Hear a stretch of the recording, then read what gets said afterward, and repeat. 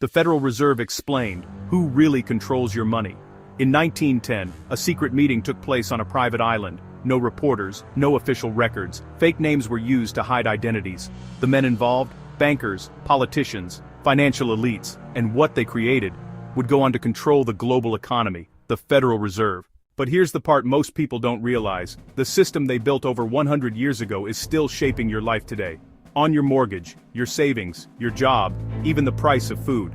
Subhook, pattern interrupt, and in the last few years alone, this system printed trillions of dollars, triggered the highest inflation in decades, and is now quietly operating at a loss. So the real question isn't just what is the Federal Reserve, it's who really controls it, and why does it have so much power? The origins, deep context. The Federal Reserve is the central bank of the United States, but America didn't always trust central banks. In fact, from the very beginning, there was a deep divide. On one side, people like Alexander Hamilton, who believed a central bank was essential for economic stability. On the other, Thomas Jefferson, who saw it as a threat to freedom. Jefferson warned that giving financial institutions control over money could eventually strip citizens of their wealth. And this fear wasn't theoretical. Under the Articles of Confederation, the US government printed massive amounts of paper money, leading to hyperinflation-like conditions. At one point, inflation surged so fast that the currency became nearly worthless. This is why, when the Constitution was written, Congress was allowed to coin money, but not freely print it without restraint. Expert insight, layered. This reflects an early understanding of what we now call monetary discipline, controlling the money supply to preserve purchasing power.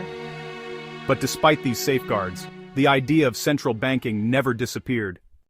Jekyll Island and the creation of the Fed. Fast forward to 1910. A group of powerful individuals secretly met on Jekyll Island. Among them were representatives of major banking interests and government officials. Their mission: design a system to stabilize banking crises, while maintaining control over the financial system. And here's where strategy comes in. They knew Americans distrusted central banks, so instead of calling it a central bank, they named it the Federal Reserve, a name that sounds government-backed stable safe. In 1913, the Federal Reserve Act was passed, signed into law by Woodrow Wilson, and just like that, a new monetary system was born. Who controls the Fed? Power structure. Here's where things get complicated. The Federal Reserve exists because of Congress, which means Congress can change it, limit it, or even abolish it. But in reality, the Fed operates with significant independence, especially when it comes to monetary policy. That includes setting interest rates, controlling the money supply, managing financial crises. Expert insight. This independence is intentional. It prevents short-term political pressure from destabilizing long-term economic policy. But it also creates a gap between power and accountability. The FOMC, where decisions are made. The real power lies in a group called the Federal Open Market Committee, FOMC. This is where decisions about interest rates, money creation, economic intervention are made. It consists of 12 members, 7 board governors, president of the New York Fed, 4 rotating regional presidents, and here's the key point. These 12 individuals influence the global economy. Because the US dollar isn't just a national currency, it's the world's reserve currency. Meaning, global trade depends on it. Other countries react to Fed decisions. Financial markets move instantly. Who are these people? Really, let's break this down further. Board of Governors appointed by the US President, confirmed by the Senate, serve 14-year terms. This creates long-term continuity, but also distance from voters. Regional Federal Reserve banks. There are 12 regional banks across the US. Here's the twist most people don't know. These banks are tied to private commercial banks. To operate within the system, banks must hold shares in their regional Federal Reserve Bank. But these shares are not normal. They can't be sold. They can't be traded. They don't grant full control. However, they do pay dividends. Advanced insight. This hybrid structure, part public, part private, is unique. It's designed to balance government oversight with market expertise, but it also creates ambiguity around influence. And historically, large banks have held significant portions of these shares.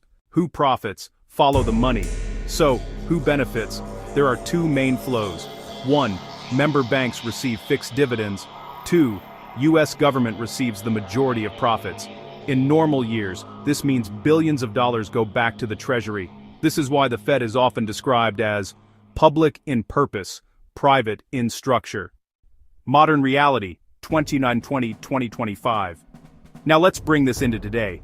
During the COVID crisis, the Federal Reserve printed trillions of dollars through programs like quantitative easing. This expanded its balance sheet massively. Translation, simple. The Fed created money-bought assets like government bonds, injected liquidity into the economy.